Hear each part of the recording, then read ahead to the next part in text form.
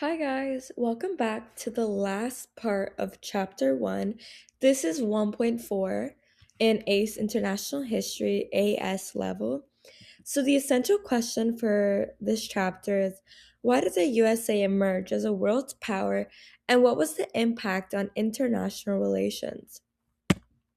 So, we're back to the longer chapters.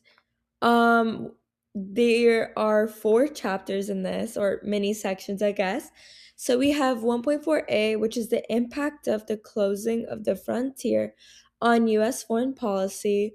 1.4b, which is the economic growth and the need for trade in the late 19th century.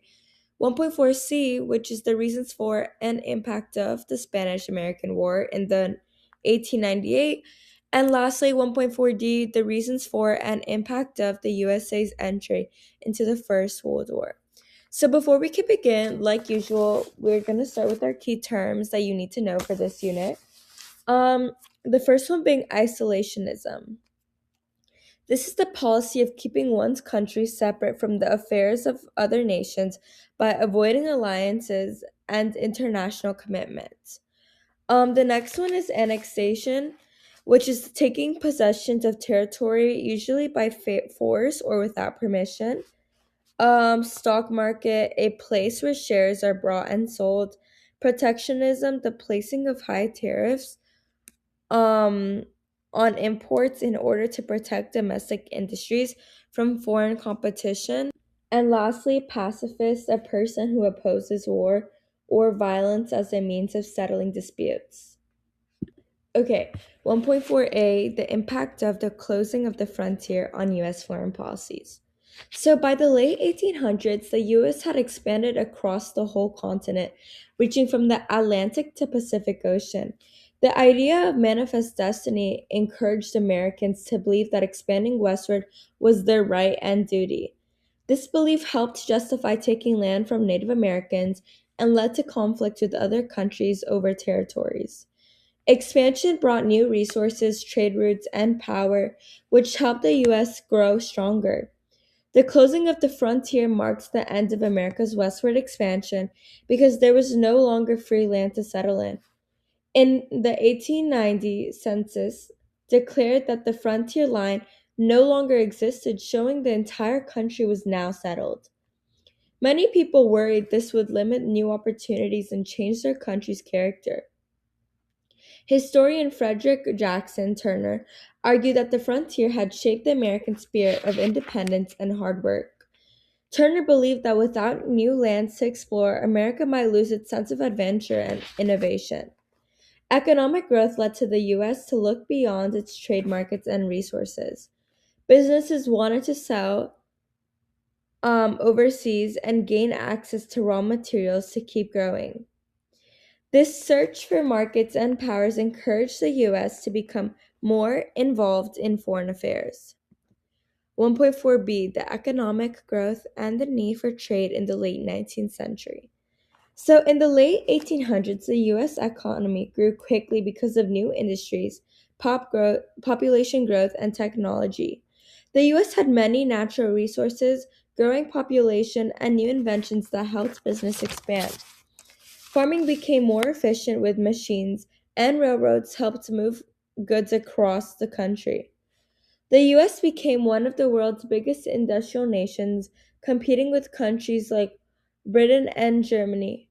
American factories made huge amounts of products such as coal, steel, and cotton, which supported in the rapid growth in the U.S. The U.S. started selling goods overseas and began to rely on foreign markets to keep its economy strong. Many Americans wanted the government to protect U.S. industries by placing taxes on imported goods. Others believed the country should focus on expanding trade and finding new markets around the world. A famous book by Captain A.T. Mahan argued that strong naval power was key to national success. His idea inspired leaders like T. Roosevelt to support building a bigger U.S. Navy. Some politicians wanted to expand abroad, while others thought the U.S. should stay isolated to avoid foreign problems. Also, correcting my um let me see, hold on.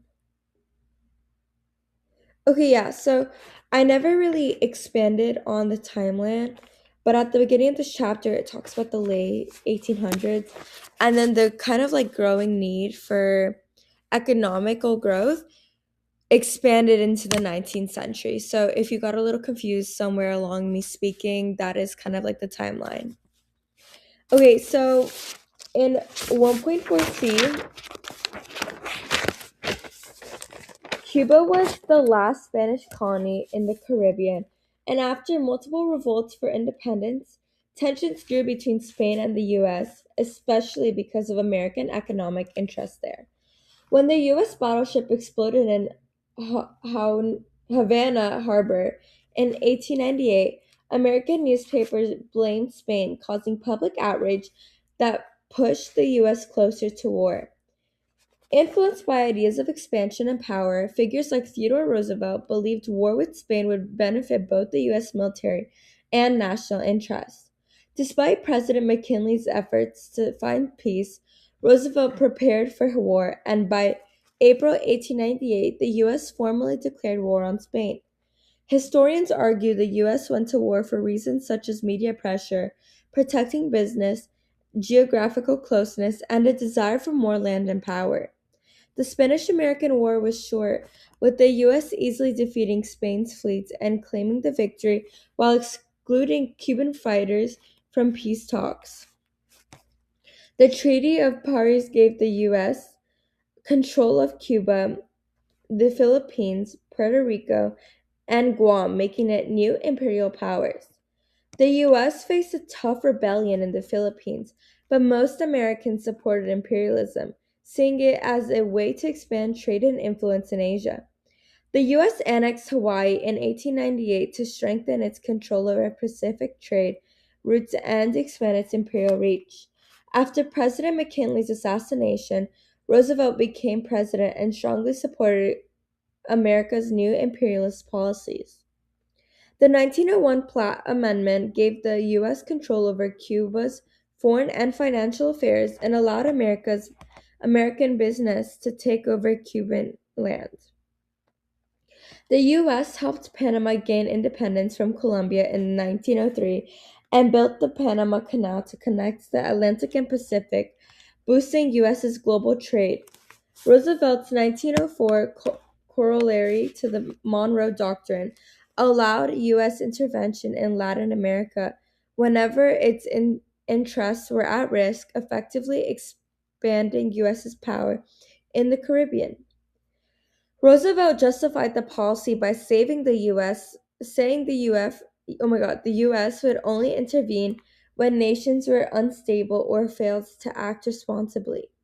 He expanded the U.S. Navy, building 16 new battleships to protect American interests and showed the world America's growing strength. Between 1907 and 1909, Roosevelt sent the U.S. Navy on a world tour to demonstrate the nation's power and influence. Roosevelt defended imperialism as necessary for trade and security, claiming it would prevent European interference in the Americas.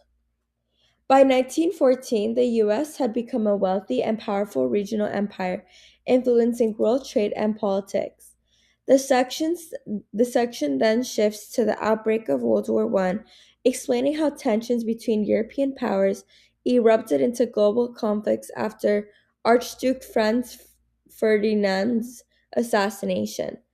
The war spread quickly as alliances pulled nations in, and modern weapons created deadly statements, turning it into the First World War.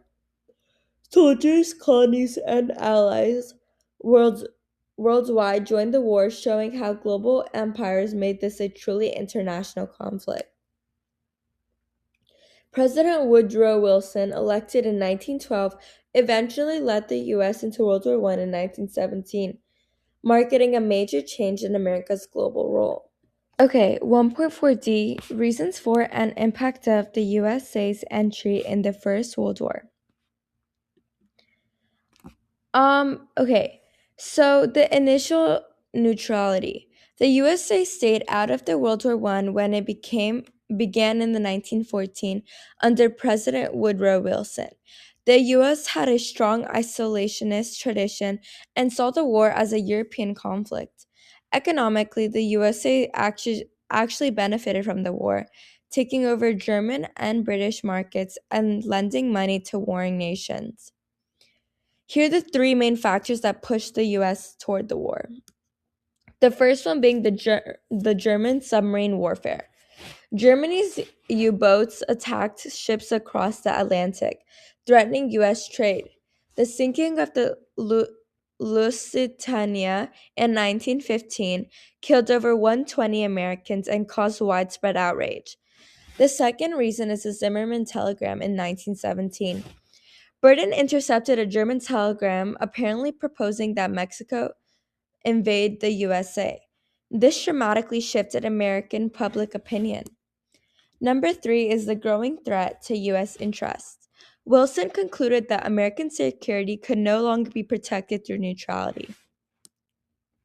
So now, let's talk about the entry and impact. The USA declared war on Germany on April 6, 1917. Over 2 million US soldiers joined the fight, helping the Allies resist Germany's spring offensive and launch a counter-offensive. Wilson's 14 points. So Wilson outlined his vision for post-war peace, including free trade, national self-determination, and creation of a League of Nations. Benefits to the USA included that the war proved economic advantages. By 1919, the USA had emerged as arguably the world's most powerful nation. Thank you guys so much for tuning in for chapter 1, and I hope to see you sometime next week for chapter 2. Bye, guys.